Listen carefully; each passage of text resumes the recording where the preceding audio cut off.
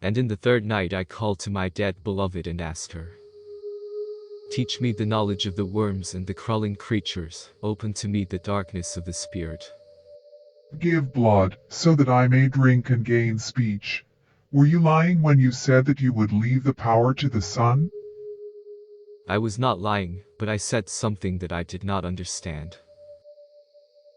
You are fortunate if you can say what you do not understand. So listen. The son of Horus, Hopi, is not the foundation, but the summit of the church that still lies sunken. We need this church since we can live in it with you and take part in your life. You have excluded us to your own detriment. Tell me, is the son of Horus, Hopi, for you the sign of the church in which you hope for community with the living? Speak, why do you hesitate? Give blood, I need blood. So take blood from my heart.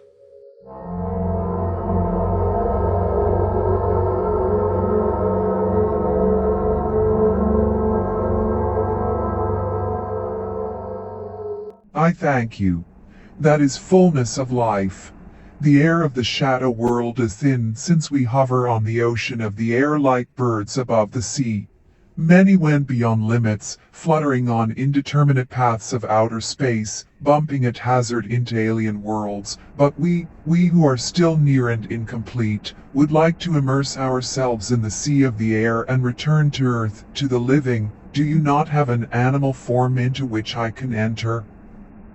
What? You would like to be my dog? If possible, yes. I would even like to be your dog.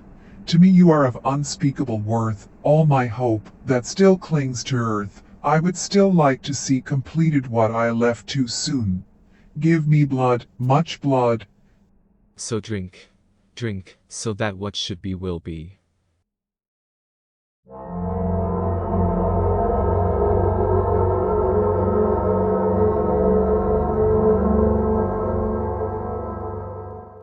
The goddess of death, Brimo. I guess that's what you call her, the old one, which is how it begins, the one who bore the sun, the powerful Hopi, who grew out of her shame and strove after the wife of heaven, who arches over earth, for Brimo, above and below, envelops the sun. She bears and raises him. Born from below, he fertilizes the above, since the wife is his mother, and the mother is his wife. Accursed teaching. Is this still not enough of the horrifying mysterium? I cried, full of outrage and abhorrence. If heaven becomes pregnant and can no longer hold its fruit, it gives birth to a man who carries the burden of sin, that is the tree of life and of unending duration. Give me your blood.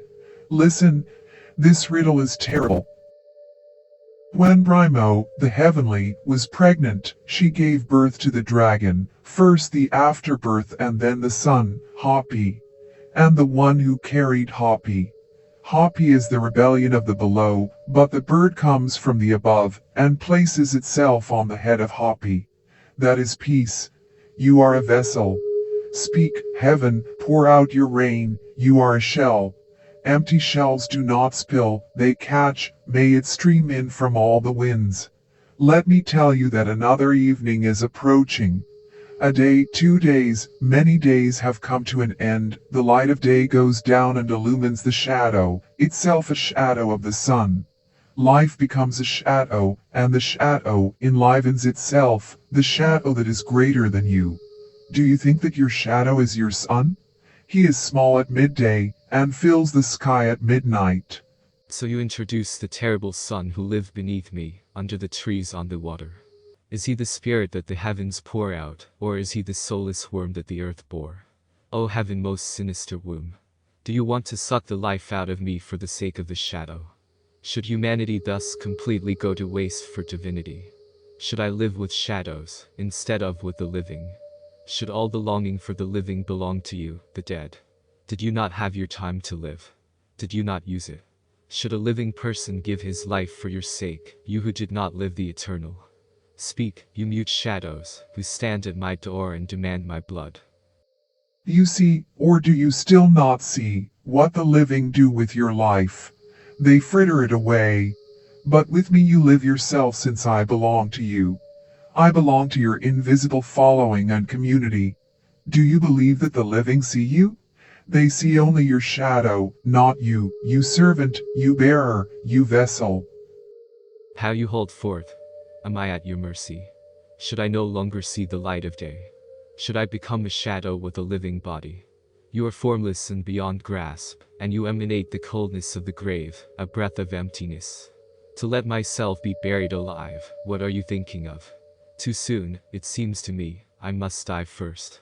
Do you have the honey that pleases my heart and the fire that warms my hands?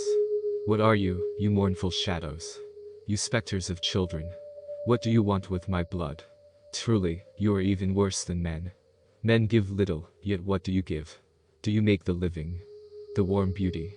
Or joy perhaps? Or should all this go to your gloomy hell? What do you offer in return? Mysteries. Will the living live from these? I regard your mysteries as tricks if the living cannot live from them. Impetuous one. Stop, you take my breath away. We are shadows, become a shadow and you will grasp what we give. I do not want to die to descend into your darkness. You do not need to die, you must only let yourself be buried. In the hope of resurrection. No joking now. You suspect what will happen. Triple bolts before you and invisibility, to hell with your longing and feeling. At least you do not love us, so we will cost you less dearly than the men who roll in your love and patience, and have you make a fool of yourself. My dead one, I think you are speaking my language. Men love. What an error. All this means is that you want to run away from yourself. What do you do to men? You tempt and fool them into megalomania, delusion about one's own power or importance, to which you fall victim. But it grieves me, pains me, howls at me. I feel a great longing, everything soft complains, and my heart yearns. Your heart belongs to us. What do you want with men? Self-defense against men so that you walk on your own 2 feet, not on human crutches. Men need the undemanding, but they are always wanting love to be able to run away from themselves. This ought to stop. Why do fools go out and preach the gospel to others, and then ridicule it in their own country? Why do these hypocritical preachers speak of love, divine and human love, and use the same gospel to justify the right to wage war and commit murderous injustice? Above all, what do they teach others when they themselves stand up to their necks in the black mud of deception and self-deceit? Have they cleaned their own house? Have they recognized and driven out their own devil? Because they do none of this, they preach love to be able to run away from themselves, and to do to others what they should do to themselves. But this greatly prized love, given to one's own self, burns like fire. These hypocrites and liars have noticed this as you have and prefer to love others. Is that love? It is false hypocrisy. It always begins in yourself and in all things and above all with love. Do you believe that one who wounds himself unsparingly does the other a good deed with his love? No, of course you don't believe it. You even know that he only teaches the other how one must wound oneself, so that he can compel others to express sympathy. Therefore you should be a shadow, since this is what men need. How can they get away from the hypocrisy and foolishness of your love if you yourself cannot? For everything with yourself. But your horse still cannot refrain from complaint. Even worse, your virtue is a wagging dog, a growling dog, a licking dog, a barking dog, and you call that human love. But love is to bear and endure oneself. It begins with this. It is truly about you. You are not tempered. Other fires must yet come over you until you have accepted your solitude and learned to love.